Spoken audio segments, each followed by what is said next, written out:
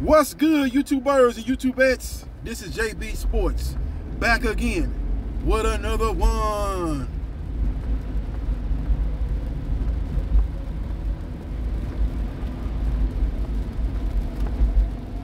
Former unified heavyweight champion, Anthony Joshua, nickname AJ.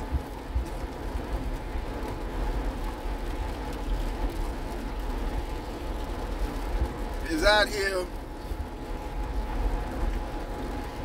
sneak dissing the #1 heavyweight in the division, Tyson, the Gypsy King Fury, and straight up dissing the #2 heavyweight in the division, in my opinion, who had 10 successful title defenses, Deontay, the Bronze Bomber Wilder, aka the master of the one-hitter quitter. Ran across this article last night, couldn't do a video, but it was too late, man. I was tired, man. Just got through watching the World Series. Didn't get a chance to do a video, but I wanted to cook on it last night, actually, but it was a little bit too late, man. I feel like doing it, but we're gonna cook with it today. Anthony Joshua, man, this guy is he's a natural-born hater. In this article, man, he was sneak dissing Tyson, the Gypsy King Fury, and straight up dissing Deontay, the Bronze Bomber Wilder. We're talking about Fury. He said Fury did good for a guy defending his belt for the first time. That's basically what he said about Fury. You know, sneak dissing. Basically saying Fury ain't never defended his belt. He won the belt off Vladimir Klitschko. Had some personal issues, some personal demons, and wasn't able to defend that title once he won it off Klitschko, who had, what, a 10-year reign in the heavyweight division. Then he won the belt off of Wilder about a month ago. Not even a month ago, 2 years ago, my bad. He won the belt off of Wilder basically 2 years ago. And he finally defended against Wilder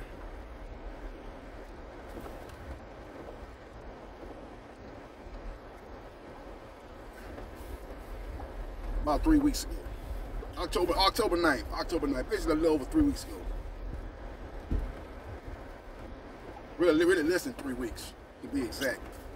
He says, Fury finally got around to defending this belt, man, did good. And then he basically praised Fury's training team, led by lead trainer Sugar Hill Stewart and Andy Lee. Basically said those guys did a superb job. And Fury did well. He said, you know, that's something he's looking to do. He's looking to add on to his team. His head trainer, Rob McCracken, he said will still be in the fold if he can work with the new guy that he brings on to the team, then everything will be good. But if not, then McCracken will have to step to the side, step away from the team, and there won't be no hard feelings, basically what Joshua said. Now, when he talked about Deontay Wilder, he basically said, look, Wilder's resume is trash. That's basically what he said. He said, I could have iced half the fighters on Wilder's resume, which lets you know how lame Anthony Joshua is. Because you said you could have iced half of the fighters on his resume. Well, Wilder iced 99% of the fighters on his resume. The only person he didn't ice was Romain Stavern in the first fight, and he dropped him, and Tyson Fury in all 3 fights. He never iced him. So outside of those 2 guys, which probably what is his knockout ratio? He's got what? He probably got I know he got at least over a 95% knockout ratio. So you said you would knock out half of those guys that he knocked out, but he's got a 95% ratio. So how stupid do you sound, AJ? But you were trying to basically shit on Deontay Wilder's opponents. And then he said Wilder got a rude awakening, basically, when he stepped up to the top level. Basically said when he fights 1 or 2 good fighters, Wilder said, damn, it's hard up here. I'm used to fighting these cherries.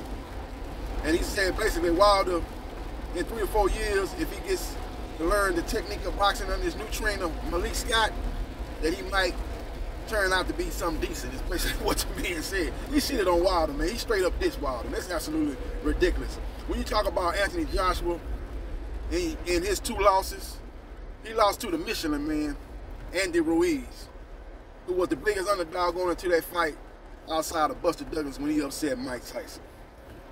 Then you're talking about he lost to a blown-up cruiserweight, crazy eyes, Alexander Usyk, who looked like malfeasant in his prior 2 heavyweight fights. So Anthony Joshua, Frank Bruno 2.0, you have no room to try to talk about Wilder, who he fought, who he fight. You say you got this great resume, right? But when you break down his resume, you go deep dive off into his resume is not all that, AJ. Because like I told you guys in several videos, the heavyweight division is 3 deep. And Anthony Joshua is number 3 going into the Usyk fight, in my opinion. And the top 2 fighters in the heavyweight division was Tyson, the Gypsy King Fury, and Deontay, the Bronze Bomber Wilder. However you got those guys rated before they fought. Before Tyson Fury and Wilder fought for the 3rd time, and before Anthony Joshua fought Alexander Usyk.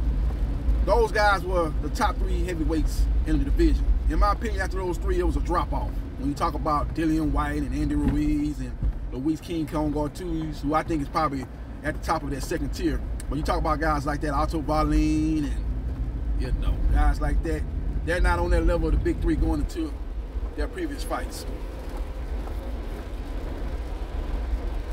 And the fact that Fury and Wilder, this is what I stated before the fight, the fact that Fury and Wilder were going on their 3rd fight, and Anthony Joshua hasn't fought either guy once, that speaks volumes. Speaks volumes. So AJ, go get a new trainer, go get you an American trainer, and learn how to use your size to your advantage. Take a cue from Tyson Fury. Tyson Fury said, I'm 6'9", 285. I'm gonna use this 6'9", 285 to beat my opponents. People thinking like Fury just started using his size and weight. He started sitting down on his punches when he got with Sugar Hill Stewart. But you look at the fight between him and USS Cunningham. When Cunningham dropped him, this is before Fury became champion. Fury got up and he used his weight and size on Cunningham. He been doing that. He tried to box Cunningham because he probably thought he could outbox Cunningham. But once he got dropped, he started using his size and weight. And he's been doing it pretty much ever since. Now, he'll box a guy, and if he went in on our side, he'll box his way to a decision. That's what Fury do. But his plan B is, hey, if I'm having problems in this fight, I'm going to use my size and my advantage. I'm going to use my natural gifts that God gave me. And that's what he does, man. And Joshua need to do the same. He didn't do it in the Andy Ruiz fight, in the 1st fight, and he got dropped. He didn't even do it in the 2nd fight. It's just Andy Ruiz, who was an out-of-shape fighter to begin with, came in even worse shape than he did in the 1st fight. He couldn't even hardly move. It was like it was just horrible, man. This guy was, if he was moving any slower, he would have been moving backwards. That's how slow he looked in that 2nd fight, Andy Ruiz. And you beat that guy when you implemented the old jab and grab, Klitschko one-on-one playbook. He was able to win your title back. But you ain't never implemented your size. You didn't even do it in the Kubrat Pulev fight. You boxed him, but Kubrat Pulev is a one-trick pony who got the right hand, and his right hand ain't even all that great. And you was able to beat him, man, but he ain't nothing but a C-level fighter. But then you got in there with Usyk, a guy that can box, and you try to outbox him, you got taken behind the woodshed. You got your hat brought to you. And now you're looking to add to your team and avenge that defeat in March of 2022. So we will see what happens. We will see what transpires. But I find it kind of rich that AJ is out here sneak dissing Tyson Fury and straight up dissing Deontay Wilder. People in glass houses should throw stones. And he definitely has a glass house. And he needs to clean up that house.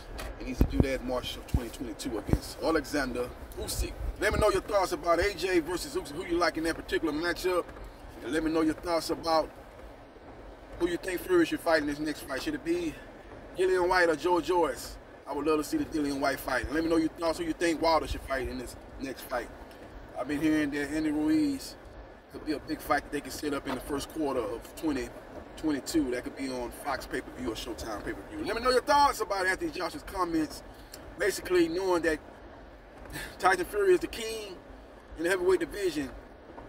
and he's the king in the UK boxing. And that's to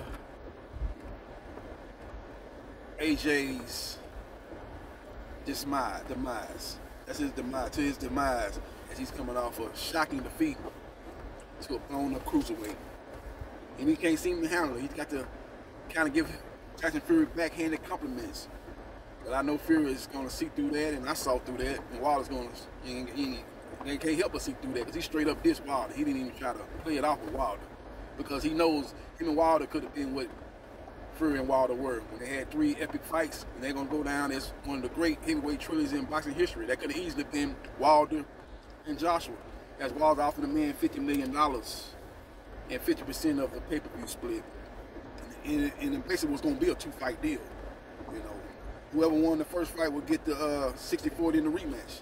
I think that was going to get played out in the fight, in the matchup between those 2 guys, the fight that should have took place several years ago. So we will see what happens, and we will see what transpires. Let me know your thoughts and subscribe to JB Sports, the man, the myth, the legend, and I'll holler.